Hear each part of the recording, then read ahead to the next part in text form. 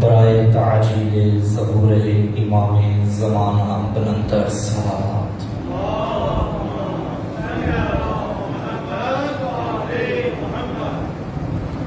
ماشاءاللہ لا حول ولا قوۃ الا باللہ العلی العظیم۔ بسم اللہ الرحمن الرحیم۔ الحمد للہ العالم العلیم القادر الکبیر الذی لیس لہ نوع ولا جنس ولا نظیر، الذي أمر النبي البشير والنذير وصاحب المعراج والسراج المنير،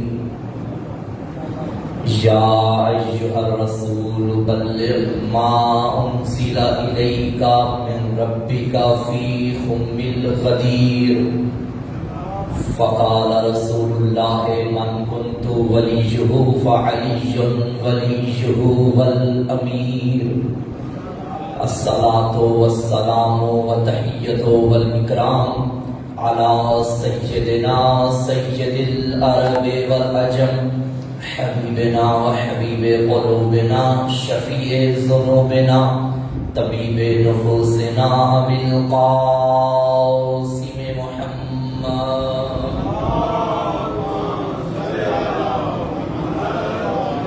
ثم الصلاة والسلام وتحية والإكرام على آله الطيبين الطاهرين المعصومين المظلومين المنتخبين المنتجبين، ولعنة الله على أعدائهم ومكسر فضائلهم ومنكر ولايتهم ومناقبهم أجمعين، أما بعد فقد قال الله تعالى في كتابه المجيد وفرقانه الحميد، بسم الله الرحمن الرحيم، ذلك ومن يعظم شعائر الله فإنها من تقوى القلوب، السلام على الحسين وعلى علي بن الحسين وعلى أولاد الحسين وعلى أصحاب الحسين وعلى أخوات الحسين، اللهم ارزقنا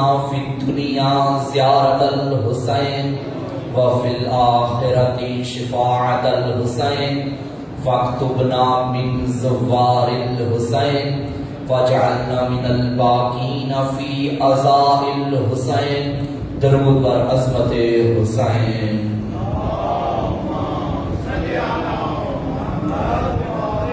ماشاءاللہ، نعرہ تکبیر، بلند آواز سے نعرہ تکبیر، نعرہ رسالت، نعرہ رسالت، نعرہ حیدری، نعرہ حیدری، برائے تعجیل ظہور یوسف سیدہ بلندر صلوات۔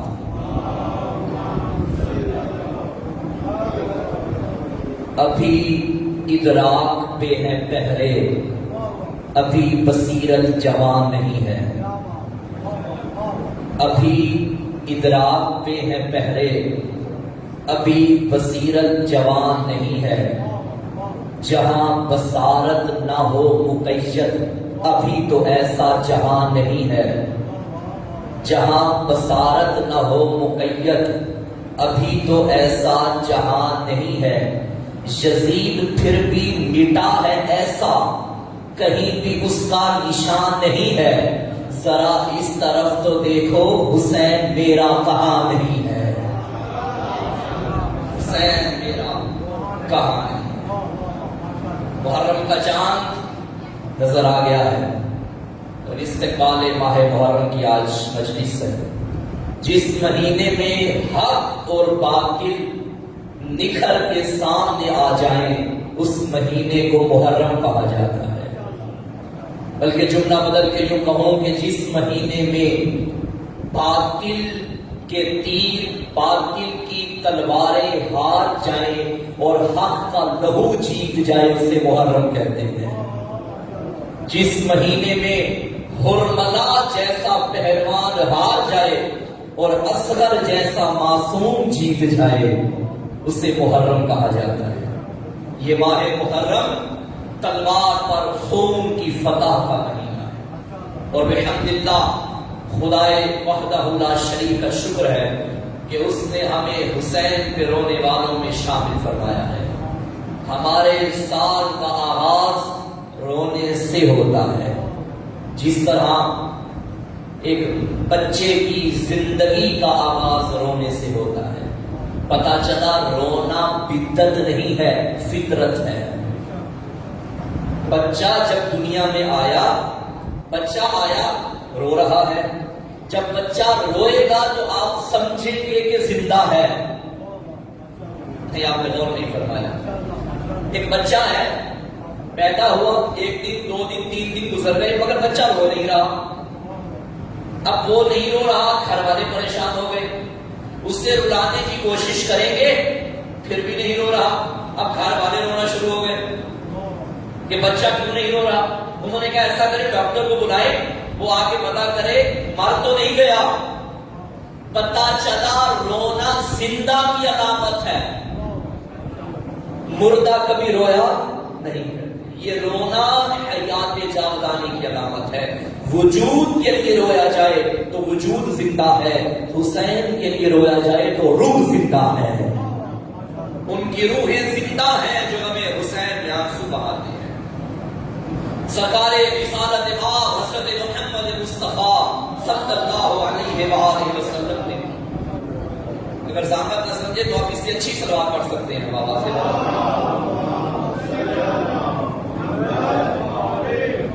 اپنی بیٹی دختر اختر سے فرمایا تھا، یا بنیا کل عین باقیۃ یوم القیامہ الا عین بکت علی مصائب الحسین۔ قیامت کے دن ہر آنکھ گریا کرے گی سوائے اس آنکھ کے جو دنیا میں حسین کے غم میں روتی رہی ہے۔ حسین ابن علی کے غم میں رونا یہ انسان کی روحانیت میں اضافہ کرتا ہے۔ محرم الحرام میں عزاداری در حقیقت امام وقت سے وفاداری کا نام ہے۔ عزاداری یعنی حق کی طرف داری، عزاداری یعنی باطل سے بیزاری، عزاداری یعنی ذمہ داری۔ توجہ ہے سامنے، کل سے انشاءاللہ ہم اپنا موضوع شروع کریں گے۔ آج میں اس عزاداری اور مجلس کا ایک چہرہ آپ کے سامنے پیش کرنا چاہتا ہوں، تاکہ کل آپ آئیں تو باقاعدہ تیاری کے ساتھ آئیں۔ آج تیاری کا سامان آپ کو مہیا کریں گے، کل وہی سامان ساتھ لے کر آئیے گا، پھر دیکھیے گا آپ فرش پہ بیٹھ کے بھی عرش نشین بن جائیں گے۔ یہ فرش پہ بظاہر بیٹھے ہوئے ہیں، مگر خدا کی قسم اس فرش سے بڑا کائنات میں رتبہ نہیں ہے۔ یہ وہ جگہ ہے، پوری ذمہ داری سے پڑھ رہا ہوں، جہاں ملائکہ آگے بیٹھتے ہیں۔ مجلس حسین یہ سعادت ہے ہمارے لیے۔ دیکھیے، غم اور خوشی اس میں فرق ہے، اور یہ انسانی زندگی کا حصہ ہے، غم اور خوشی۔ خوشی کا تعلق انویٹیشن سے ہوتا ہے، غم کا تعلق انفارمیشن سے ہوتا ہے۔ آپ کے گھر میں خوشی ہے، آپ کا چاہے کوئی بھی قریبی بندہ ہے، اسے پتا چل جائے آپ کے بیٹے کی شادی ہے، جب تک بلائیں گے نہیں وہ نہیں آئے گا، ایسا ہے نا۔ لیکن غم میں یہ نہیں دیکھا جاتا کہ مجھے کوئی بلا رہا ہے یا نہیں بلا رہا۔ کوئی امریکہ میں بیٹھا ہو، مرنے والا پاکستان میں ہو، اگر اس کا اپنا ہے تو وہ اتنی دور سے بھی کوشش کرے گا کہ میں پاکستان میں پہنچ جاؤں۔ پتا چلا اپنے اور پرائے کی علامت ہے۔ اپنے غم میں انویٹیشن کا انتظار نہیں کرتے۔ تو جملہ کہہ دوں، اے محرم کے چاند، تو آسمان پہ طلوع ہوا تھا، تو نے فرش والوں کے بارے میں بتا دیا محمد کے اپنے کون ہیں، محمد کے پرائے کون ہیں۔ اس چاند نے آ کے اعلان کر دیا ہے کہ فرزند زہرا کی فرش عزا بچھائی جا چکی ہے۔ اس معرفت میں میرا سلام جن کی آنکھوں میں آنسو آ گئے، یقیناً قبولیت کی مجلس ہے، اور حق بھی چاند رات کا یہی بنتا ہے۔ یہ آغاز ہو رہا ہے کربلا کی کہانی کا، استقبال ہو رہا ہے بطول کے بیٹے کی غربت کا۔ سامعین گرامی قدر، آپ کی نسلوں میں یہ آزاداری قائم ہو جائے۔ میں ایک گزارش آپ کی خدمت میں آج کی مجلس میں کروں گا، کوشش کیجیے گا ان ایام عزا میں جب بارگاہ حسین میں آئے بغیر وضو کے نہ آئیے گا، وضو کر کے مجلس میں بیٹھیے، پھر آپ اندازہ لگائیے گا کہ آپ کو معراج کیا ملتی ہے۔ جب پڑھنے والا بھی باوضو ہو اور سننے والے بھی باوضو ہو، یقیناً بات میں بھی اثر ہوگا اور کردار میں بھی تبدیلی آئے گی۔ اگر ہم بغیر وضو کے آ گئے، ہم ذہنی طور پہ آمادگی نہ لے کر آئے، دیکھیے ایک بات یاد رکھیے گا ان ایام میں، جب گھر سے نکلے ماں بہنوں کو لے کے نکلیں گے، بچوں کو لے کے آئیں گے، یہ ذہن میں رکھیے گا کہ ہم ایک ایسے ادارے میں جا رہے ہیں جو 61 ہجری میں افتتاح کربلا میں کیا گیا تھا۔ آج اس کا کیمپس ہے جو ہر جگہ اوپن ہے، ہم نے وہاں جانا ہے اور یہاں آگے آپ کو ٹیچرز کی کمی نہیں ہوگی۔ واحد یہ ادارہ ہے جہاں عمر کی بھی قید نہیں ہے۔ آپ کسی بھی تعلیمی یا تربیتی ادارے میں چلے جائیں، اگر ہائی اسکول ہے تو اس میں ایف اے کے طلبا کو شرکت نہیں کرنے دیں گے، اگر کالج ہے تو اس میں پی ایچ ڈی والے نہیں آئیں گے، اگر یونیورسٹی ہے تو اس میں پلے گروپ کے بچوں کا داخلہ نہیں ہوگا۔ کیوں؟ کیونکہ جس ادارے میں آپ جاتے ہیں جیسے وہاں ٹیچر ہے ویسے اسٹوڈنٹ کا داخلہ ہوگا۔ اگر ٹیچر کم پڑھے لکھے ہیں تو وہ چھوٹی کلاس کو داخلہ دیں گے، اگر ٹیچر ہائی لیول کے ہیں تو وہ بڑی کلاسز کو داخلہ دیں گے۔ خدا کی قسم، یہاں وہ بچہ بھی آ رہا ہے جو ماں کے شکم میں ہے، یہاں وہ بچہ بھی آ رہا ہے جس کی عمر 10 سال ہے، یہاں وہ جوان بھی آ رہا ہے جس کی عمر 18 سال ہے، یہاں وہ بچی بھی آ رہی ہے جس کی عمر 4 سال ہے، یہاں وہ بڑھیا بھی آ رہی ہے جو 60 سال کی ہے۔ کیوں؟ کیونکہ بچہ آئے گا تو اسے استاد علی اصغر نظر آ جائے گا، اگر بچی آئے گی تو اسے حسین کی بیٹی مل جائے گی، اگر جوان آئیں گے تو اسے علی اکبر جیسا استاد ملے گا، اگر کوئی بوڑھا آئے گا تو حبیب ابن مظاہر مل جائیں گے۔ یہاں ٹیچرز کی کمی نہیں، ہر کردار اس مجلس عزا میں نظر آئے گا۔ ایک خاتون نے معاشرے میں کیسے رہنا ہے یہ مجلس عزا بتائے گی۔ ایک جوان نے اپنے وقت کے امام سے وفا کیسے نبھانی ہے یہ مجلس حسین بتائے گی اس مجلس میں۔ اور کوشش کیجیے کہ کل سے انشاءاللہ اگر باقاعدہ آغاز ہو جائے گا، آغاز ہو چکا ہے، کل سے انشاءاللہ ایک محرم کے حوالے سے مجالس، کوشش کیجیے گا کہ اپنے سنی بھائیوں کو بھی لے کر آئیں، روزانہ کم از کم 1 سنی 2 سنی اپنے بھائی اپنے جان انہیں لے کر آئیں، تاکہ مجلس دیکھیے حسین کے کردار میں اور نام حسین میں ایسا اثر ہے، یاد رکھنا، جو یہاں آ جائے پھر واپس نہیں جاتا۔ یہ تاثیر ہے نام حسین کی، یہ تاثیر ہے مجلس حسین کی۔ درود پڑھیے بر محمد و آل محمد۔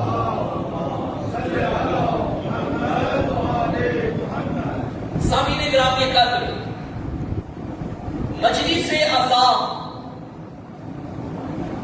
یہ عزاداری ہے سید الشہداء، اس کے 2 چہرے، ایک جلسہ ایک جلوس، توجہ ہے، جلسہ یعنی مجلس اور ایک جلوس۔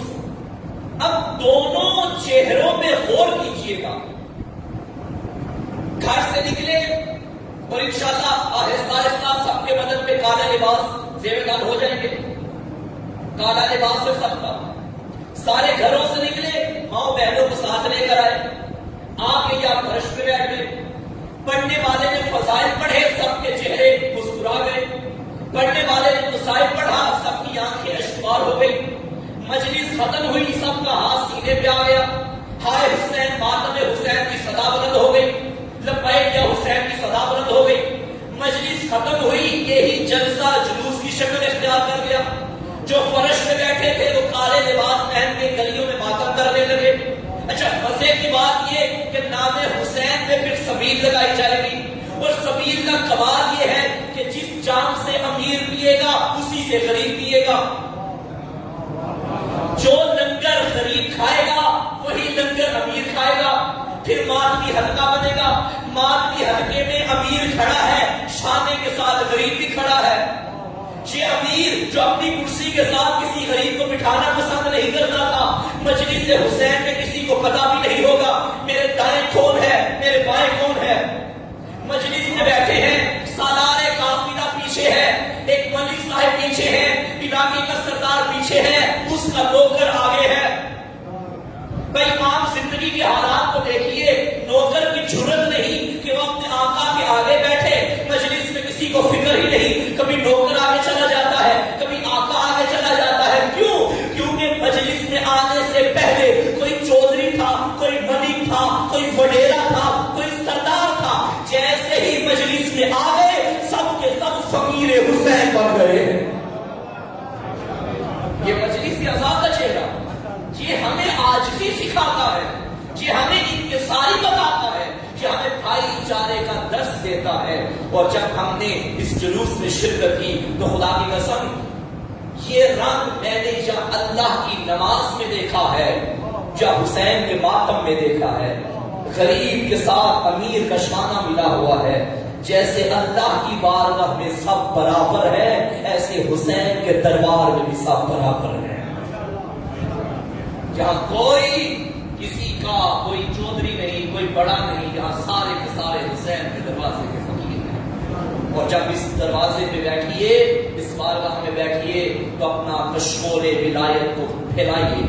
یقیناً اس خاک شفا کا سردار آپ کو ایسا عطا کرے گا، اس کے در پہ کوئی کمی نہیں جس کی خاک بھی شفا بن جائے. بھئی سب سے کم ترین چیز خاک ہے، جس کی خاک میں شفا ہو نہ جانے اس کی عطا میں کیا ہوگا. درود پڑھیے آقا کی ذات پہ بابا سے.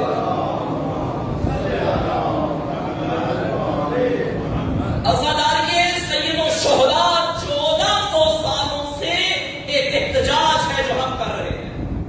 یہ نہ کسی مکتب کے خلاف، نہ کسی مذہب کے خلاف، نہ کسی کی ضد میں جلوس نہیں. جو بھی حسین کی عزاداری میں آ کے غم حسین میں آنسو بہاتا ہے، در حقیقت وہ اعلان کرتا ہے کہ میں ہر دور کے مظلوم کے ساتھ ہوں، ہر قسم کے ظالم کے خلاف ہوں. یہ مظلومیت کا پرچار ہے جو ہم کر رہے ہیں. یہ ظلم و ستم کے خلاف ایک احتجاج ہے. اور خدا کی قسم احتجاج دنیا میں بھی بڑے ہو رہے ہیں. احتجاج یہ کربلا والوں کا بھی ہو رہا ہے، لیکن فرق ہے دنیا کے احتجاج میں اور اس احتجاج میں. ہم نے فرق دیکھا.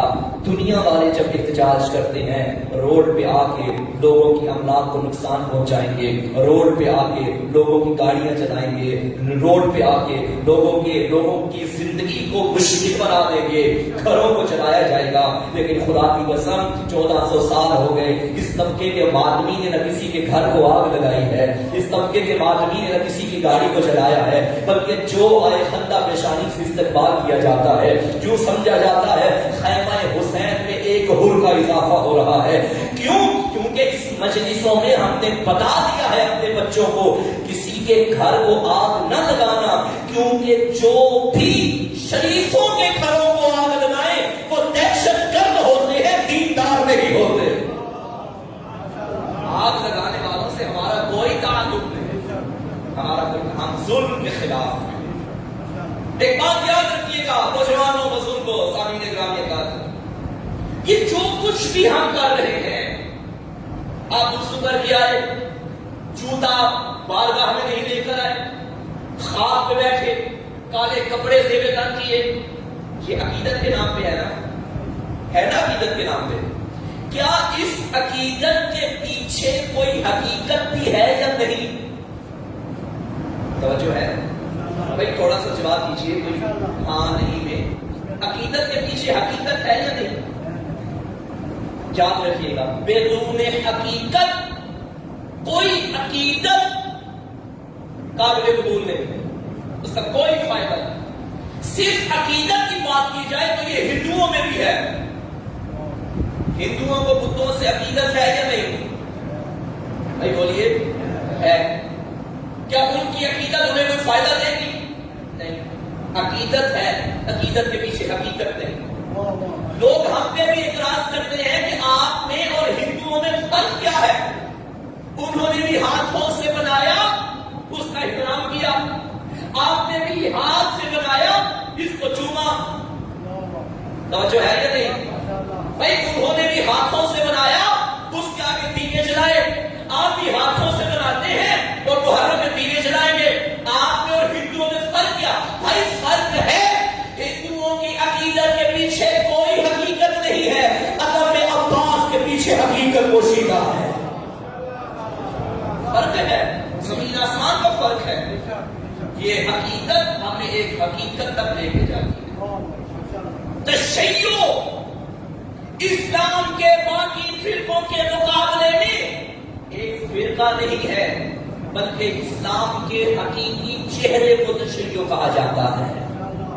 اگر آپ اسلام سے تشیع نکالیں تو اسلام کے دامن میں کچھ بھی نہ بچے گا، کچھ بھی نہ بچے گا. تشیع ہی در حقیقت اسلام کی اصلی تصویر ہے.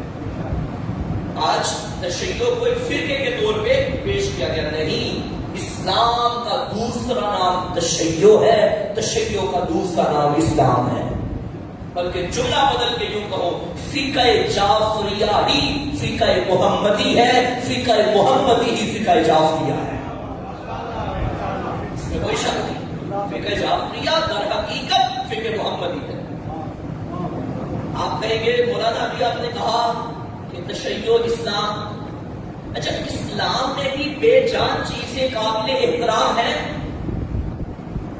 ہے نا سوال. یہ جو علم بے جان ہے نا، ہم نے شبی بنائی، ہم نے اس کا احترام کیا، تو اسلام میں بھی بھائی ابھی تازہ تازہ حج کا مہینہ گزرا، آپ نے قربانی کے لیے جو جانور خریدا تھا، اسلام کہتا ہے اس کی رسی کا بھی احترام کرو. یہ رسی سے آپ کو کیا ملے گا؟ اب مجھے نہیں معلوم کہ یہ رسی کس نے بنائی، جس نے بنائی آیا اس نے جائز طریقے سے بنائی یا ناجائز، لیکن اسلام نے کہا کہ یہ احترام کرنا ہے. چلو رسی کو چھوڑو. آپ خانہ کعبہ میں گئے، حج کیا، اللہ کے گھر کا طواف کیا. طواف کرنے کے بعد آواز قدرت آئی، میرا بندہ تو پاکستان سے آیا تھا، میرے گھر کا طواف بھی کر لیا، تیرا حج ابھی بھی قبول نہیں کروں گا، میرا اللہ اب کیا کروں؟ آواز آئے گی ان دو پہاڑیوں کے درمیان دوڑ لگاؤ. بھائی میں ایک جوان سے کہوں یہاں سے اٹھو اور باہر جاؤ، دوڑ لگاؤ، پھر وہاں سے یہاں آؤ، یہاں سے وہاں جاؤ، اسے بالکل من کہے گا بھائی یہ پاگل ہو گیا ہے، کوئی مقصد بھی نہیں، دوڑ لگا رہا ہے گرمی کے موسم میں. میرا اللہ یہ دوڑے کیوں لگوا رہا ہے؟ ان دونوں سے تجھے کیا فائدہ؟ اب پتا چلا ماتم کے جلوس میں جانے سے حسین کو کیا فائدہ؟ بھائی لوگ سوال کرتے ہیں، آپ گرمی میں بازار میں چلے جاتے ہیں، آپ سردی نہیں دیکھتے، آپ ماتم کرتے ہیں، آپ کے ماتم کرنے سے حسین کو کیا فائدہ؟ بھائی آپ کی دوڑے لگانے سے اللہ کو کیا فائدہ؟ کیا اللہ محتاج ہے ہماری دونوں کا؟ نہیں. تو میرا ہے یہ دوڑ کیوں لگوا رہا ہے؟ آوازیں تو ہی آئے گی، جہاں میرے پیارے دوڑے تھے تم دوڑو تاکہ تمہیں میرے پیاروں کی یاد آ جائے. اللہ چاہتا یہ ہے ایسا عمل کرو کہ تمہیں اللہ کے پیاروں کی یاد آ جائے. ہم علم ایسے نہیں اٹھاتے ہمیں عباس یاد آ جاتا ہے، ہم جھولا ایسے نہیں اٹھاتے ہمیں علی اصغر کی یاد آتی ہے، ہم سلجھنا ایسے نہیں لے کر آتے ہمیں وہ عزم باوفا یاد آتا ہے. یہ چیزیں ہمیں کربلا تک لے جاتی ہے اور کربلا ہمیں توحید تک لے جاتی ہے. یہ عقیدت کے پیچھے حقیقت پوشیدہ ہے. سورہ حج میں اللہ نے فرمایا ذالک ومن یعظم شعائر اللہ فإنها من تقوی القلوب. شاعر خدا کا احترام کرو، یہ دلوں کے تقوی بڑھاتا ہے. شاعر یعنی علامت، وہ علامت شاعر خدا یعنی وہ علامت جو تمہیں خدا کے قریب کرے، اور شاعر حسینی وہ علامت جو تمہیں حسین کے قریب کرے. اور در حقیقت یہ شاعر حسینی ہی شاعر خدا ہے. یہ دلوں کا تقوی بڑھائے گا، یہ چیزیں تمہیں متقی بنائیں گی. وضو کر کے آؤ، عقیدت کے ساتھ بیٹھو، تم تقوی کے قریب ہو جاؤ گے. کالے کپڑے پہنو، تم تقوی کے قریب ہو جاؤ گے. ماتم حسین کرو، تم تقوی کے قریب ہو جاؤ گے. اور جب متقی بن جاؤ گے پھر کہنا اشہد ان امیر المومنین و امام المتقین. حسین کا ماتم ہمیں حسین کے قریب لے کے جاتا ہے اور حسین ہمیں علی کے قریب لے کے جاتے ہیں. علی نے فرمایا انا باب اللہ الذی یؤتی منہ، میں اللہ کا وہ دروازہ ہوں جہاں سے اللہ ملا کرتا ہے. تو مجھے جملہ کہنے دو، حسین کی عزاداری علی کی ولایت سکھائے گی، علی کی ولایت اللہ کی توحید بتلائے گی. یہ وسیلے ہیں اللہ تک پہنچنے، یہ سینے ہیں اللہ تک. یہ بغیر مقصد کے نہیں ہے سب کچھ، اس کے پیچھے ایک حقیقت پوشیدہ ہے. سورہ مائدہ میں اللہ نے فرمایا یا ایھا الذین آمنوا لا تحلوا شعائر اللہ، اے ایمان والو شاعر خدا کی بے حرمتی نہ کرو. قرآن نے منع کیا ہے، شاعر خدا کی بے حرمتی کرنا حرام ہے. اور شاعر حسینی در حقیقت شاعر خدا ہے. جس حقیقت کے پیچھے حقیقت نہ ہو اس حقیقت کا کوئی فائدہ نہیں. سامنے ابراہیم کا ہر عقیدت کے پیچھے حقیقت کچھ نہیں. جو بھی عقیدت آپ کے دل میں ہے پہلے یہ دیکھیے آیا اس کے پیچھے کوئی مقصد بھی ہے یا بے مقصد ہے. صرف عقیدت کام نہیں آئے گی عقیدت کے ساتھ جب تک حقیقت پوشیدہ نہ ہو. درود محمد و آل محمد.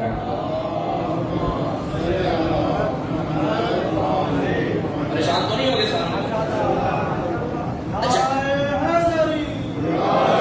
یہ آج کی مجلس کا پہلا نعرہ تھا.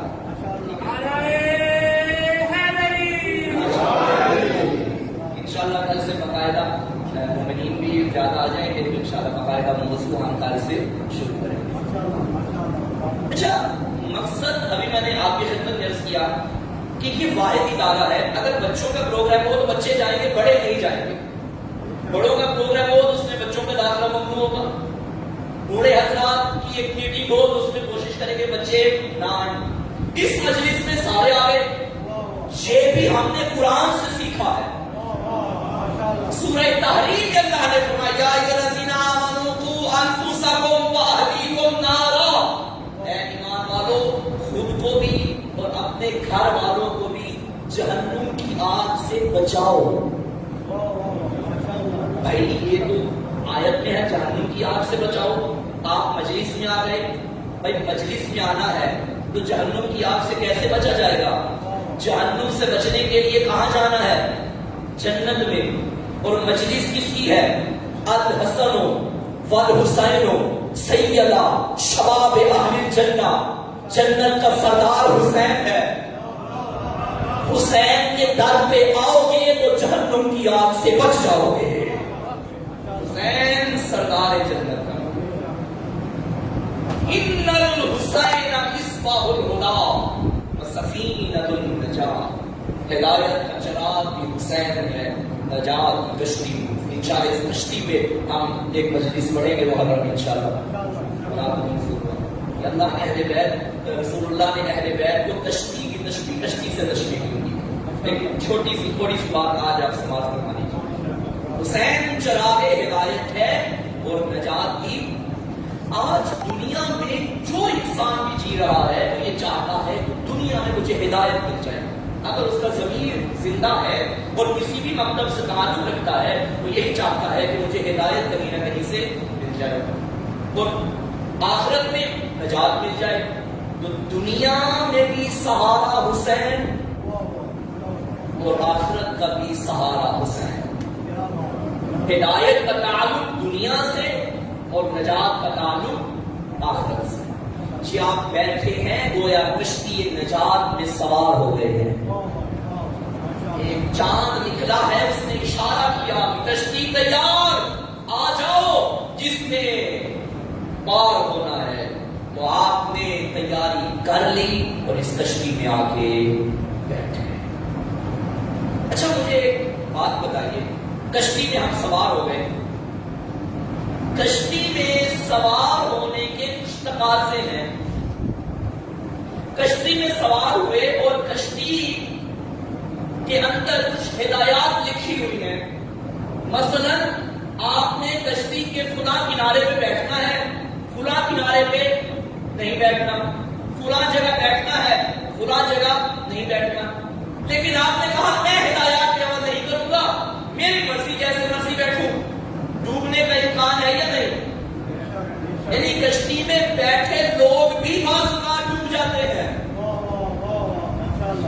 وجہ کیا؟ وجہ یہ ہے کہ انہوں نے ان ہدایات پہ عمل نہیں کیا جو کشتی میں بتلائی. تو اس کا مطلب کشتی میں بیٹھنا عقیدت ہے، ان ہدایات کے مطابق بیٹھنا حقیقت ہے. صرف بیٹھنا کمال نہیں ہے. جب حسین کی کشتی میں آ گئے تو پھر یہ عہد کر لیجئے کہ میری مرضی ختم ہو گئی، اب حسین کی مرضی شروع ہوگی. اب میری زندگی میں مرضی حسین غالب آ جائے. اب میرے اس وجود کے اوپر حسین کی مرضی چلے. اگر میں نے یہ دعویٰ بھی کیا کہ میں حسینیت کی کشتی میں سوار ہو گیا ہوں، مگر زندگی کے ہر موڑ پہ مرضی اپنی کرتا رہا اور وہ مرضی رضائے حسین کے خلاف چلتی رہی، تو یاد رکھنا ڈوبنے کے امکان ہے. اگر پار ہونا ہے، اگر سرکار جنت کے ساتھ جنت میں جانا ہے تو ویسے زندگی گزارنا جیسے حسین چاہتے ہیں.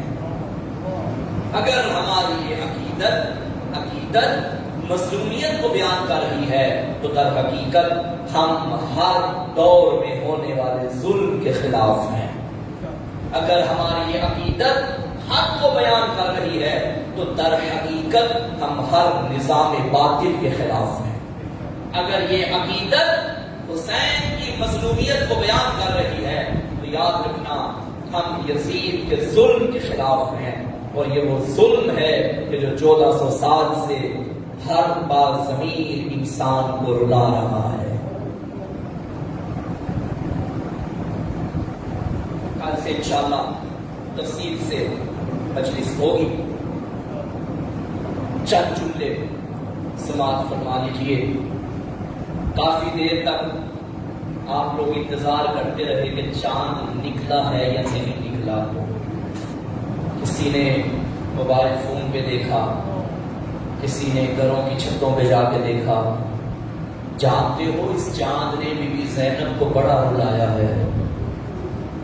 علی کی بیٹیوں نے یہ چاند جنگلوں میں دیکھا ہے. ابھی بھائی کے ساتھ سفر میں ہے بنت زہرا. عزادارو رونے کے دن آ گئے. ایک جملہ سنیے گا.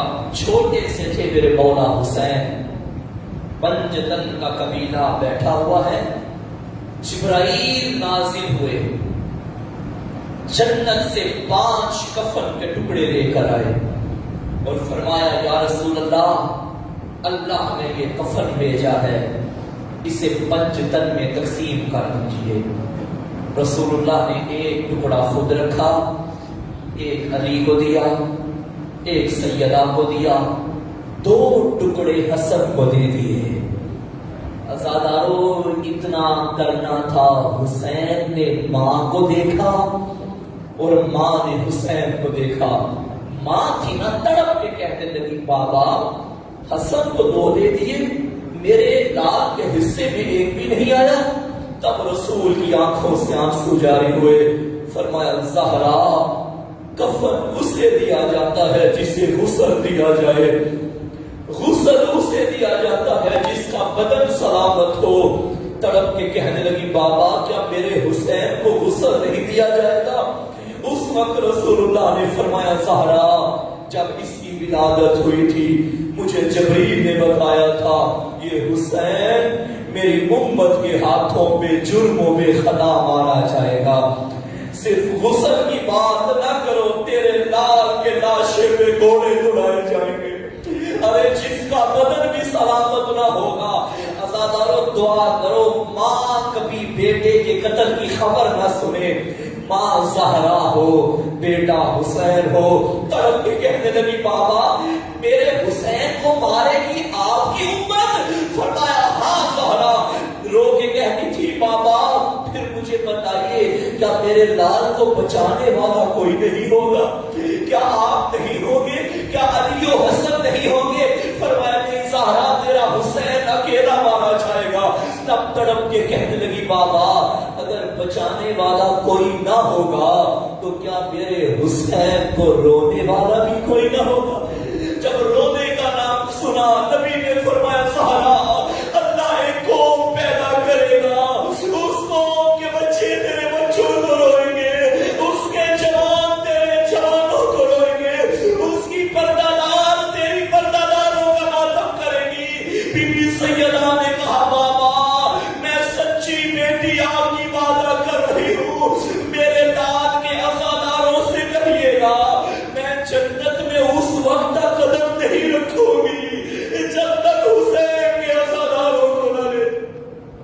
اجرکم علی اللہ۔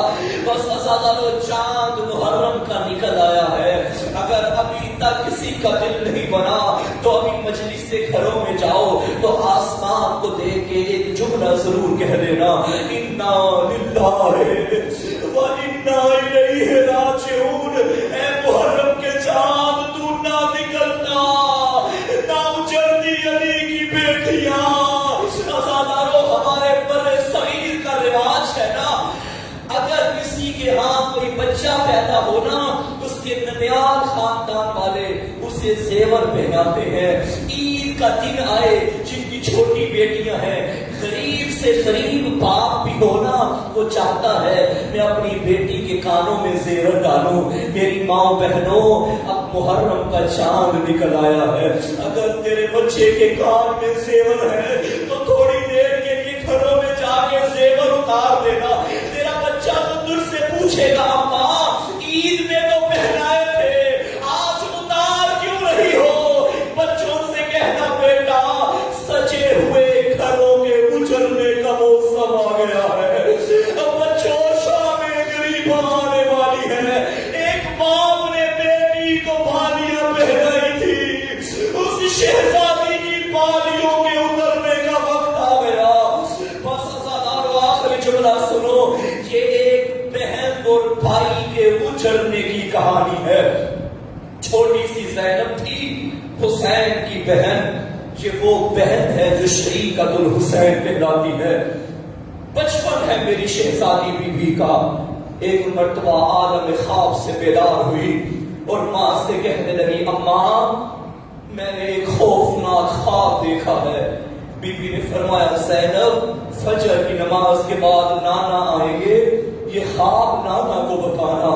انتظار کرتی رہی، حسب معمول رسول اللہ نے در زہرا پہ انما کی آیت پڑھی، دروازے کو ڈکر پاک کیا، آگے سے زینب نے دروازہ کھولا، تڑپ کے فرمایا، زینب پہلے تو زہرا آتی تھی، آج خیر تو ہے؟ رو کے کہنے لگی، نانا مجھے ایک خواب آیا ہے، میں نے تعبیر پوچھنی ہے۔ نبی زمین پہ بیٹھے، چھوٹی سی زینب کو گودی میں بٹھایا، فرمایا بتا زینب کیا دیکھا؟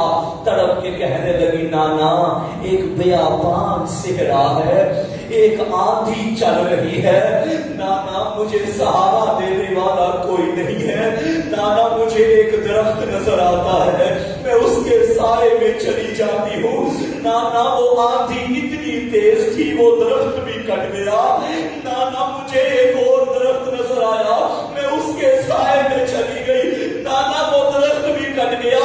اس کے بعد خاموش ہو گئی علی کی بیٹی۔ نبی نے فرمایا، زینب بتا آگے کیا ہوا؟ کہنے لگی، نانا مجھے حیا آتا ہے۔ نبی کی آنکھوں میں آنسو آئے، فرمایا بتا میں حکم دے رہا ہوں۔ کہنے لگی، نانا طوفان اتنا تیز تھا میرے سر سے چادر بھی لے گیا، اجرکم علی اللہ۔ ازادارو زینب کو نبی نے سینے سے لگایا، فرمایا زینب یہ بیابان صحرا کربلا ہے، یہ پہلا درخت تیرا عباس ہوگا، یہ دوسرا درخت تیرا حسین ہوگا، ارے یہ تیز آندھی شام غریبہ ہے جو تیرے سر سے چادر بھی لے جائے۔ اللہ لعنت اللہ علی القوم وسيعلم